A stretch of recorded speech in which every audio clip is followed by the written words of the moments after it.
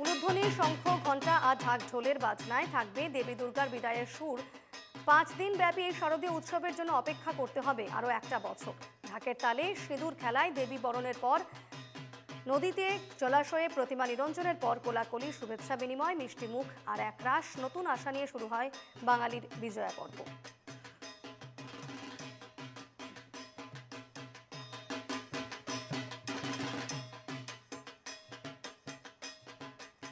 এই মুহূর্তে সরাসরি নজর রাখবো হাইলাকান্দির দিকে। আমাদের প্রতিনিধি অমিতাভ শর্মা রয়েছেন আমার সঙ্গে এই মুহূর্তে। অমিতাভ, প্রথমেই তোমাকে শুভ বিজয়ার অনেক শুভেচ্ছা জানাচ্ছি এবং এই মুহূর্তে তুমি আমাদের কি ছবি দেখাচ্ছ?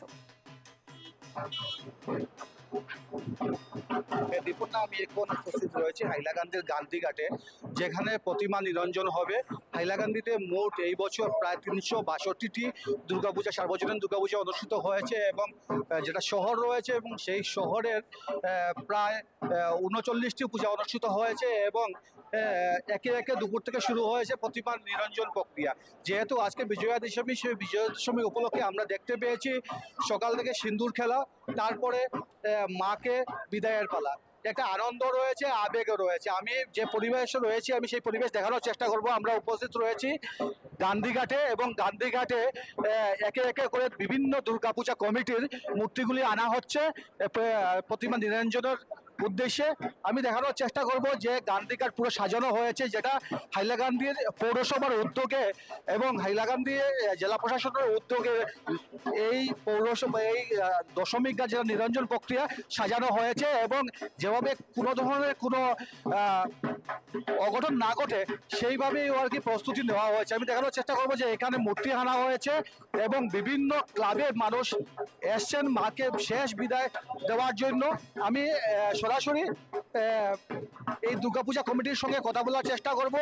ইতিমধ্যে ঠিক মা অন্নপূর্ণা ক্লাবের প্রতিমা নিরঞ্জন হয়েছে এবং আমাদের সঙ্গে রয়েছেন মা অন্নপূর্ণা ক্লাবের সদস্যরা। আমাদের কাছে জানতে চাইবো যে যেহেতু আজকে একদিকে আনন্দ, একদিকে বিরহের সুখ, তো আজকে বিজয়া দশমীর কিরকম পাচ্ছে? দেখুন, বৃষ্টিতে আমাদের যে আনন্দগুলি ছিল, হ্যাঁ, বরুণ দেবতা সেটা মানে 80% নিয়ে নিয়েছে।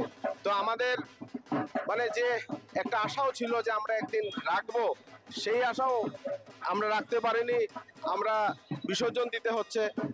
তো যাই হোক, কিছু প্রটোকল থাকে প্রশাসনের, মানতে হয়। তো এই আশায় যে মা আবার আসবে, সুন্দর দিনে আমরা পূজা দেখব, এই আশাতেই আমি সবাইকে, আমাদের অন্নপূর্ণা ক্লাবের পক্ষ থেকে সমগ্র আসামবাসীকে আমি বিজয়া শুভেচ্ছা জানাচ্ছি। ধন্যবাদ। দেখা গেছে আমরা দেখতে পাচ্ছি আরেকটি পূজা কমিটির মায়ের মূর্তি নিয়ে এসছেন, সম্ভবত তরুণ সংঘের এই পুজো। বেশ বেশ, একেবারেই আমরা সেই ছবি দেখাচ্ছিলাম হাইলাকান্দি থেকে। আমাদের প্রতিনিধি অমিতাভ সেই ছবি দেখাচ্ছিলেন। প্রতিমা নিরঞ্জন পর্ব চলছে সেখানে। অনেক ধন্যবাদ তোমাকে অমিতাভ।